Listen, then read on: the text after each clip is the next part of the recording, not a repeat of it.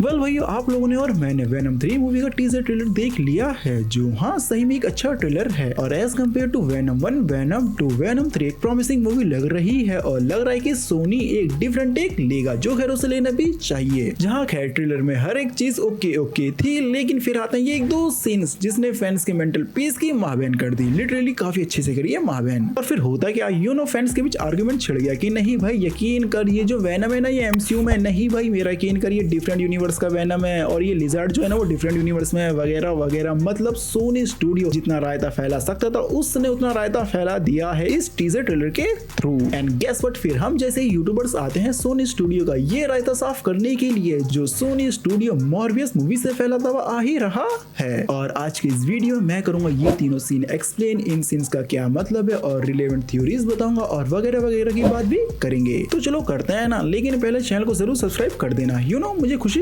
मिलेगी तो कैसे कर देना। सो शुरू से शुरुआत करते हैं। वेल वेनम 3 मूवी के टीजर ट्रेलर से ये क्लियर हो जाता है कि वेनम 3 मूवी एग्जैक्टली उसी जगह से टेक लेगी जहां स्पाइडरमैन नो वे होम मूवी के पोस्ट क्रेडिट सीन एंड हुआ था, जहां एडी ब्रॉक वापस अपने यूनिवर्स में चला जाता है और इसी पॉइंट से वेनम 3 मूवी स्टार्ट होगी। और ये बात हम लोग इतनी अश्योरिटी से ट्रेलर के थ्रू ही बोल पा रहे हैं। और फिर आता है ट्रेलर का ये माइंड फक सीन जिसने फैंस को सोचने मजबूर कर दिया है कि भाई चल क्या रहा है, कहना क्या चाहते हो, मतलब करना क्या चाहते हो सोनी वालों। मतलब कि सीन को देखे तो खैर ऐसा लग रहा है कि वेनम का एक सिम्बियोट पीछे रह गया है जिसे एक मिलिट्री का एजेंट कैप्चर भी कर लेता है। और डोंट वरी इस बंदे में हम आगे बात करेंगे, लेकिन इस सीन को देख के कंफ्यूजन इसलिए पैदा हो रही है क्योंकि सेम यही एग्जैक्टली सीन हम नो वे होम मूवी के पोस्ट क्रेडिट सीन में देख चुके हैं, जहां सेम इसी बार में और सेम इसी बारटेंडर के सामने एडी ब्रॉक होता है and then suddenly Eddie Brock अपने यूनिवर्स में वापस चला जाता है, जहां वो पीछे इस यूनिवर्स में एमसीयू के यूनिवर्स में 616 यूनिवर्स में वेनम को एक हल्का सा टुकड़ा छोड़ जाता है, आई मीन सिम्बियोट। जिसके बाद फैंस ने थ्योरी कर ली थी भाई अब ये सिम्बियोट जाके मिलेगा टॉम हॉलैंड वाले स्पाइडरमैन से एंड देन देखने को मिलेगी हमें स्पाइडरमैन 4। मतलब तब तक तो हमें यही लग रहा था जब तक ये सीन निकल कर नहीं आया। और इस सीन को इस तरीके से समझिए, जब एडी ब्रॉक अपने यूनिवर्स से दूसरे यूनिवर्स एमसीयू 616 यूनिवर्स में जाता है तो उसके रूम में जितनी भी चीज होती है आई मीन उसका पूरा ही रूम चेंज हो जाता है। लेकिन जब एडी ब्रॉक एमसीयू 616 यूनिवर्स से वापस अपने यूनिवर्स में आता है तो सेम वो उसी बार में होता है और सेम वही बारटेंडर होता है। इवन बारटेंडर ने कपड़े भी सेम पहन रखे होते हैं और ऊपर से वो जो ड्रिंक होती है ना वो भी सेम होती है। और ये सब कम नहीं था, कंफ्यूज करने के लिए ऊपर से एडी ब्रॉक के साथ जो स्पाइडरमैन नो वे होम मूवी की पोस्ट क्रेडिट सीन में सिनेरियो घटी थी कि उसका एक सिम्बियोट का टुकड़ा डिफरेंट यूनिवर्स में रह चुका है, तो उसके भी यूनिवर्स में एडी ब्रॉक का आई मीन वेनम का जो एक हल्का सा टुकड़ा है वो उस बार में रह चुका है। मतलब इस सीन को देख के तो यही लगता है। और ये चीज स्ट्रेंज है, मतलब कि जब एडी ब्रॉक 616 के यूनिवर्स में था वो मैक्सिको के एक बार में होता है, लेकिन जब वो वापस अपने यूनिवर्स में आता है तो वो जब भी मैक्सिको एक बार में होता है जो सेम एग्जैक्टली वैसा ही होता है। और इस चीज को इस एग्जांपल से समझते हैं कि जस्ट लाइक मैं फिलहाल वीडियो बना रहा हूँ तो डिफरेंट मल्टीवर्स में मेरा वेरिएंट भी फिलहाल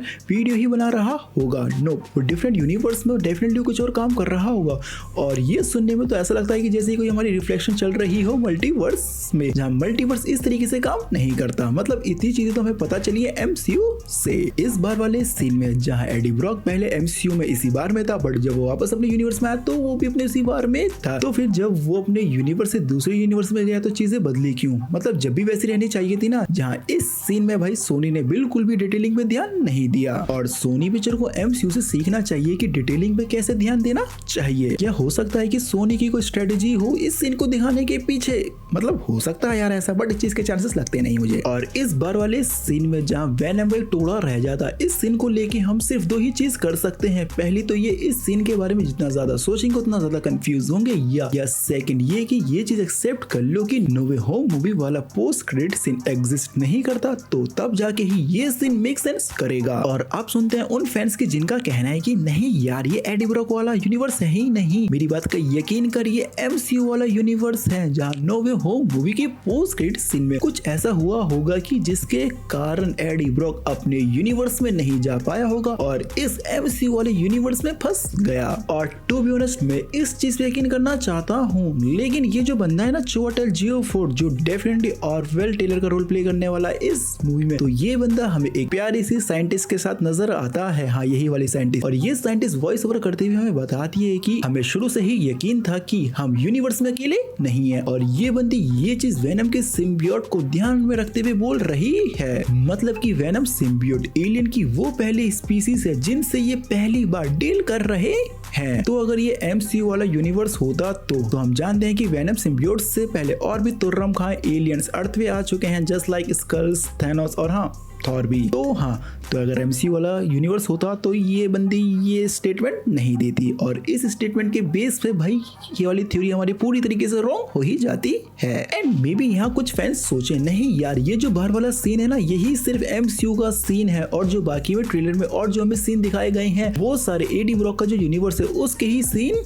है। तो मेरे भाई इस बार वाले सीन में हम चिवेटल जियोफोर्ड को देख सकते हैं जो सिम्बियोट को कैप्चर करते हैं और ट्रेलर के बाकी सीन में जो हमें ये कैरेक्टर दिखाया जाता है ये काफी हद तक सिमिलर है। और ऊपर से हम जानते हैं कि एमसीयू में चिवेटल जियोफोर्ड मॉर्डो का रोल प्ले करते हैं और लास्ट टाइम हमने मॉर्डो को एमसीयू में देखा था जब वो कुछ लोगों के मैजिक चुरा रहा था। तो ऐसा तो हो नहीं सकता कि वो अपना पेशा चेंज कर ले और मिलिट्री में आ जाए। जहां मैं कह रहा हूँ ना ये जो बार वाला सीन है ना ये कोई डिफरेंट यूनिवर्स का सीन नहीं है, ये एडी ब्रॉक के ही यूनिवर्स का सीन है। यहाँ बस सोनी पिक्चर ने रायता काफी गंदी तरीके से फैलाया है, यह उनकी कोई स्ट्रेटेजी है, हो सकता है बट यकीन नहीं हो रहा। एंड नाउ बात करते हैं रे साइफन के इस सीन की और इस सीन का एग्जैक्टली क्या मतलब है, लेकिन उससे पहले बात करते हैं काफी इंटरेस्टिंग थ्योरी की। Well we all know the amazing Spiderman movie में रे साइफन ने लिजर्ड का रोल प्ले किया था और लिजर्ड हमें लास्ट टाइम नो वे होम मूवी में नजर आया था। और इस मूवी में तीनों ही स्पाइडी ने सभी विलन्स को ठीक करके इनके यूनिवर्स में भेज दिया था और उनकी जो डेस्टिनेशन थी उसे भी चेंज कर दिया था। और उनकी डेस्टिनेशन पहले ये थी कि ये सारे विलन्स स्पाइडरमैन से लड़ते हुए मारे जाएंगे, लेकिन नो वे होम मूवीज में इस स्पाइडी ने अपने विलन्स को ठीक करके वापस अपने यूनिवर्स में भेज दिया जहां की डेस्टिनेशन चेंज हुई और जब भी स्पाइडरमैन से लड़ेंगे तो उसमें मारे नहीं जाएंगे क्योंकि ऑलरेडी ठीक हो चुके हैं। और मे बी जब लिजर्ड 616 यूनिवर्स से वापस अपने यूनिवर्स में आता है तो मे बी इससे रियलाइज्ड हो व्हाट हैव आई डन और इस चीज का इससे पछतावा हो, जिसके बाद लिजर्ड हिप्पी का रास्ता पकड़े और नशा वशा करके अपना पछतावा कम करने की कोशिश करे। एंड आई नो आप कुछ लोग बोलेंगे भाई इस सीन में रे साइफिन के दोनों ही हाथ सही सलामत हैं तो ले मुद्द दिया तेरी थ्योरी पर। लेकिन मेरे भाई ये भी तो हो सकता है ना ये सीन असल में सोनी पिक्चर की कोई ट्रिक हो जिस वजह से वो फैंस को डिस्ट्रैक्ट करना चाह रहे हो। और हम जानते हैं कि प्रीवियसली मूवीज में भी सोनी पिक्चर ऐसी हरकत कर चुका है, तो अब क्यों नहीं। और अगर हमारी ये थ्योरी एक्यूरेट बैठती है तो लिजर्ड किसका मेन विलन है, एंड्रू गारफील्ड वाले स्पाइडरमैन का। और अगर सही में इस सीन में लिजर्ड है so that's mean Eddie Brock के यूनिवर्स का स्पाइडरमैन हमारा एंड्रू गारफील्ड वाला स्पाइडरमैन है। आ गई ना चेहरे पे स्माइल और चीजें मेक सेंस करने लग गई। लेकिन रुको, आपकी खुशियों की मां बहन करेगा ये 10 साल का पीटर पार्कर, क्योंकि ये 10 साल का पीटर पार्कर इस मूवी में अपीयर होने वाला है। और जब पीटर पार्कर 10 साल का है तो कोई स्पाइडरमैन होगा ही नहीं इस यूनिवर्स में, और जब इस यूनिवर्स में कोई स्पाइडरमैन ही नहीं है तो कोई लिजर्ड भी नहीं होगा। तो छुट गई ना ये थ्योरी। सोनी वालों लिटरली क्या करना चाह रहे हो बता दो भाई, करना क्या चाहते हो, क्योंकि मकसद मुझे तुम्हारे बिल्कुल भी नेक नहीं लग रहे। और अगर मैं इस 10 साल के पीटर पार्कर की बात करूं जो मैं जाहिर सी बातें करूंगा ही, और इसको लेके इंटरेस्टिंग डिटेल भी निकल कर आई है जो मैं आपके साथ शेयर करना जरूर चाहूंगा। तो मेरे भाई ऐसा है कि इनिशियली मैडम वेब की जो स्टोरी थी ना वो डिफरेंट थी, और इस चीज को खुद डाकोटा जॉनसन ने भी कंफर्म किया है कि जब उन्हें स्क्रिप्ट मिली थी ना वो डिफरेंट थी जो हमें मूवी में देखने को। Well initially Madame Web movie में कैसेंड्रा नोवा 10 साल के पीटर पार्कर को प्रोटेक्ट करने वाली थी किसी किन्सी से। एंड गेस व्हाट, ये जो 10 साल का पीटर पार्कर है ये असल में एंड्रू गारफील्ड वाला स्पाइडरमैन होने वाला था। लेकिन फिर सोनी पिक्चर के दिमाग पर कीड़ा काटा, उन्होंने एंड्रू गारफील्ड वाले स्पाइडरमैन को टॉम हॉलैंड वाले स्पाइडरमैन से रिप्लेस कर दिया। लेकिन फिर सोनी पिक्चर रियलाइज्ड हुआ we totally fucked up with that movie, तो उन्होंने इस मूवी से पूरे ही स्पाइडरमैन को रिमूव कर दिया। और फिर उन्होंने मैडम वेब मूवी में एक डिफरेंट अप्रोच ली जो इनके स्टार्टिंग के प्लान से टोटली अलग था। एंड नाउ अपडेट निकल रही है कि मैडम वेब मूवी की जो इनिशियली स्टोरी प्लान थे अब वो plan venom the last dance movie में फॉलो किए जाएंगे। So that's mean venom 3 movie में एडी एंड वेनम 10 साल के पीटर पार्कर को एक तरीके से प्रोटेक्ट करते हुए नजर आएंगे। एंड गेस व्हाट, फिर से कहा जा रहा है कि ये जो 10 साल का पीटर पार्कर है ये असल में एंड्रू गारफील्ड वाला स्पाइडरमैन होगा। और यहाँ बिल्कुल भी सोनी पिक्चर टाइमलाइन की फिगर नहीं कर रहा, जहाँ मुझे लगता था सिर्फ 24th सेंचुरी है जो एक्समैन की टाइमलाइन की माँ चोद रहा था, नहीं उसके बाद ये रहे। तो अगर इस अपडेट को ट्रू माने कि जो 10 साल का पीटर पार्कर हमें इस मूवी में अपीयर होने वाला है वो असल में एंड्रू गारफील्ड वाला स्पाइडरमैन होगा, तो उम्मीद कर सकते हैं कि इन फ्यूचर हमें दी अमेजिंग स्पाइडरमैन 3 मूवी देखने को मिल जाए। क्या मतलब डोंट गिव अ होप भाई, एज अ फैन होप तो रखनी पड़ेगी। और अभी तक सोनी पिक्चर ने अपने स्पाइडरमैन यूनिवर्स स्पाइडरमैन को इंट्रोड्यूस नहीं कराया है, और अगर फैंस की माने तो उनके लिए जो बेस्ट कैंडिडेट है वो है एंड्रू गारफील्ड वाला स्पाइडरमैन, जिसको फैंस खुशी खुशी एक्सेप्ट कर लेंगे स्पाइडरमैन के यूनिवर्स में। लेकिन सोनी पिक्चर फैंस की सुनता कहाँ है, उसे तो बस मूवीज से फैंस को कंफ्यूज पे कंफ्यूज करना है और फैंस फिर थ्योरी पे थ्योरी बनाएंगे, जिसके बाद वो एक मूवी लाएगा और फिर उन थ्योरीज की माचूद देगा।